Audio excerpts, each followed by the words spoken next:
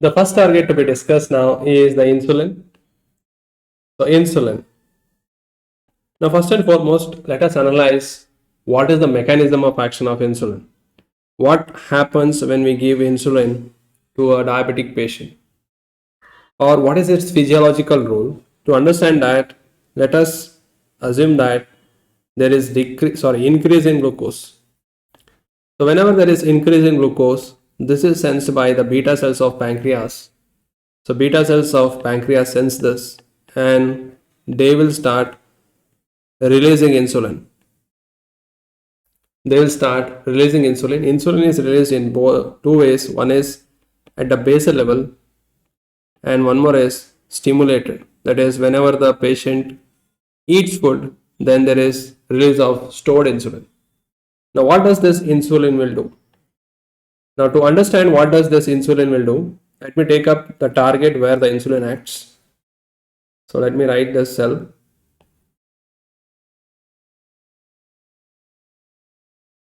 Yes.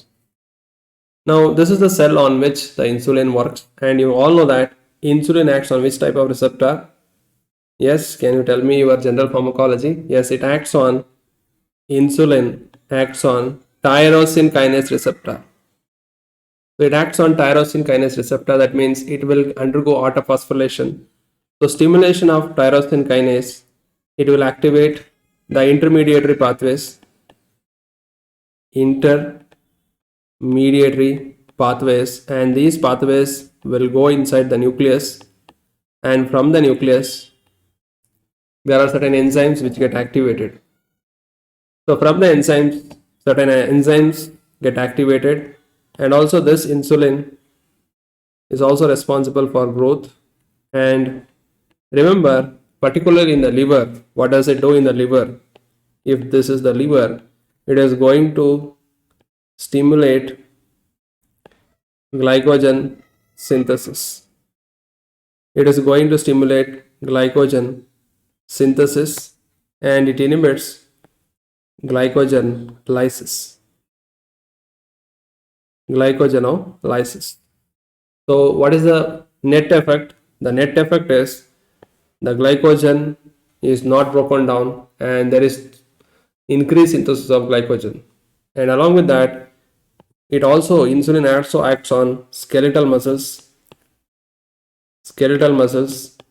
and it increases the uptake of glucose in skeletal muscles.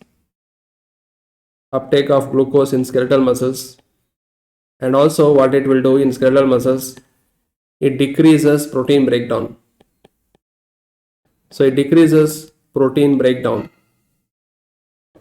That is what it will do in a skeletal muscle cell, that is insulin. Now what about in case of an adipose tissue?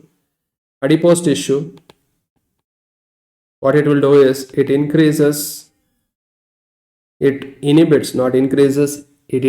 lipolysis, and thereby it decreases the circulating free fatty acids. Now you would have seen an insulin deficient patient, he will be very thin because there will be protein lysis, and from protein there is synthesis of glucose, what we call it as gluconeogenesis. So that is also being stopped.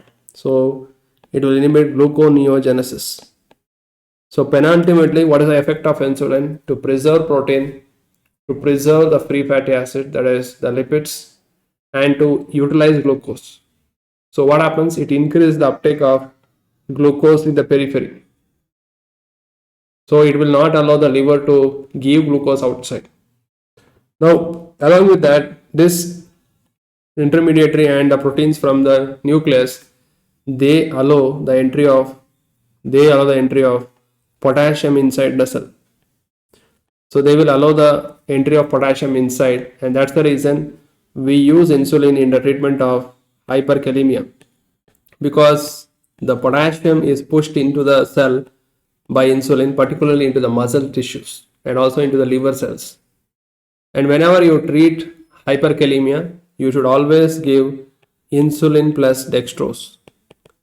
Now when you are treating hyperkalemia, don't give insulin alone, because it will go for hypoglycemia, because you are not treating a diabetic, you are treating a patient with pure hyperkalemia, then you have to combine insulin plus dextrose. The next thing what happens is they also increase the GLUT transporters in the cells, that is GLUT. So the glucose also being taken from outside and it is being utilized. So this is what we see. This is what we see when we give insulin to some person. So penultimately, there is decrease in glucose in the blood. So that it will decrease the glucose levels. So what is the starting thing? There was increase in glucose. What is ending is decrease in glucose. So insulin is going to cause hypoglycemia. And these are the effects. Clear, guys? So this is your physiology, but now since everything is integrated, I want to give the concept here itself. Okay, so this is the mechanism of action of insulin. Now you cannot give insulin from a human. You previously what we used to take insulin is from the animal source. We used to take it from pig, we used to take from cow, but the problem is they are all contaminated and they are responsible for allergic reactions. So later what happened is we came with purified insulins, that is by recombinant DNA technology. We don't have any allergy issues with that. So now let me move on to the next concept, that is the preparations of insulin.